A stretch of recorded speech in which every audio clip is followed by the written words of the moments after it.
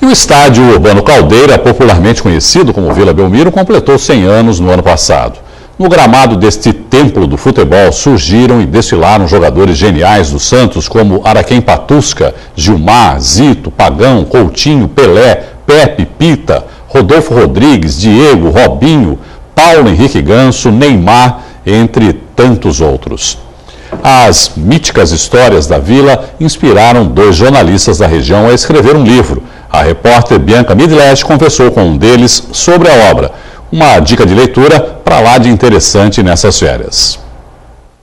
O livro é este aqui, que está nas minhas mãos. São 240 páginas, uma pesquisa aí de cerca de 2 anos dos jornalistas Almir Risato e o Ted Sartori, que está ao meu lado. Ted, muito obrigada pela sua participação conosco no Caderno Regional. Eu gostaria de começar perguntando sobre o que tem nesse livro. São histórias por trás da história, é isso? Exatamente, Bianca. Olá a todos os telespectadores do Caderno Regional.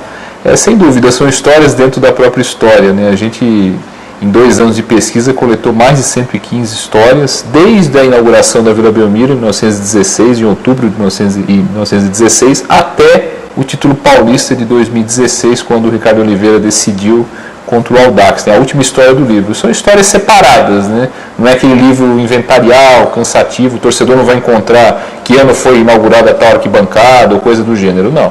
É um livro, inclusive, que o torcedor pode abrir aleatoriamente qualquer página e vai encontrar uma história para ler e pode ler fora de ordem. Isso é legal também.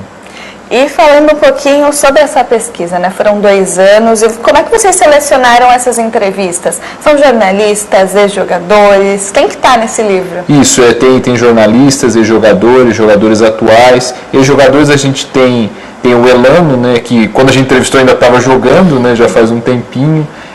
Tem o Pepe, que nos contou várias histórias, ele que é um emérito contador de histórias. O Carlos Alberto Torres, eu entrevistei por telefone, inclusive, depois de alguns meses ele veio a falecer. Tem o Lalá, ex-goleiro do Santos. Enfim, tem vários ex-jogadores. De jogadores, ainda jogando, tem o Ricardo Oliveira, como eu falei, o Renato. Jornalistas, tem alguns aqui da casa, tem o Armando Gomes, também contou uma história sensacional, o Edson Calegares, o Guido Bortolomazzi, enfim, jornalistas, a gente tem jornalistas de fora também, o Milton Neves inclusive assina o pós-fácio do livro, né, o prefácio quem assina é o Pepe. E enfim, a gente procurou escolher esses entrevistados de vários setores justamente para dar um panorama ainda maior do que representa a Vila Belmiro para cada um.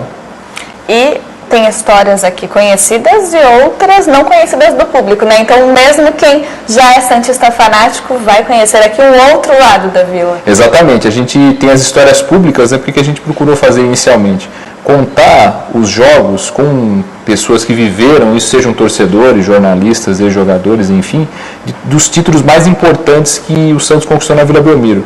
Todos os paulistas, a Taça Brasil, né, que de algum tempo foi oficializada como Campeonato Brasileiro, a Libertadores, que quase o Santos conquistou aqui em 1962, houve uma série de problemas, houve um terceiro jogo que foi fora daqui, mas o segundo jogo, que seria o decisivo, foi aqui também, enfim. Essas são as histórias públicas, mas há as histórias que estão dentro da própria história, como você disse no início. Até se permitiria contar uma? Por favor.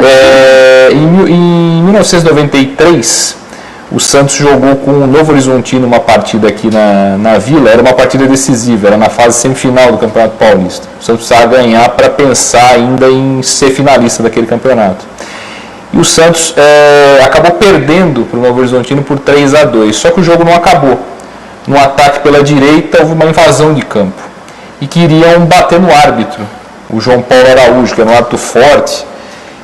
Todo mundo ia para cima, ia fazendo filinha para cima dele, para ele ia se esquivando conforme dava, só que ninguém atacava ele pelas costas, só pela frente.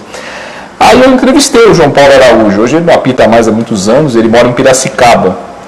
E ele contou uma história, que eu lembro desse jogo, mas eu não sabia dessa história, que conforme os torcedores foram se dispersando, o João Paulo foi levado para o vestiário, lá ele demorou 1h30 para sair da vila, e qual foi a surpresa dele, quando ele foi posto cara a cara com um torcedor que o tinha agredido, um pouquinho antes. Qual foi o azar desse torcedor? Ele também tinha agredido um policial.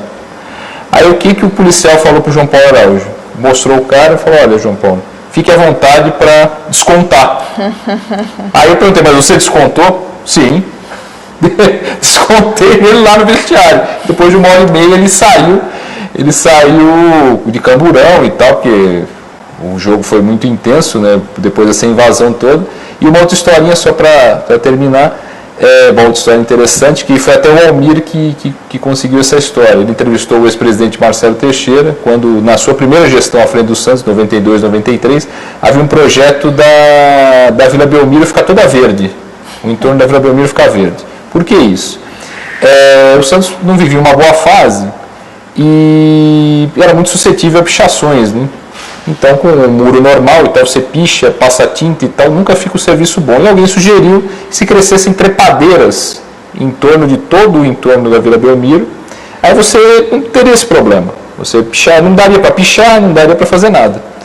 Aí alguém lembrou, bom, mas espera aí, trepadeira é verde. Verde lembra Palmeiras. Aí abortaram a ideia na hora. Anos depois, isso acho que uns 13 anos depois, foi em 2005, a Vila Belmiro acabou toda azulejada. Aí facilitou esse trabalho. Mesmo que isso aconteça, quando acontece, agora nem tanto, porque o time está bem há muito tempo.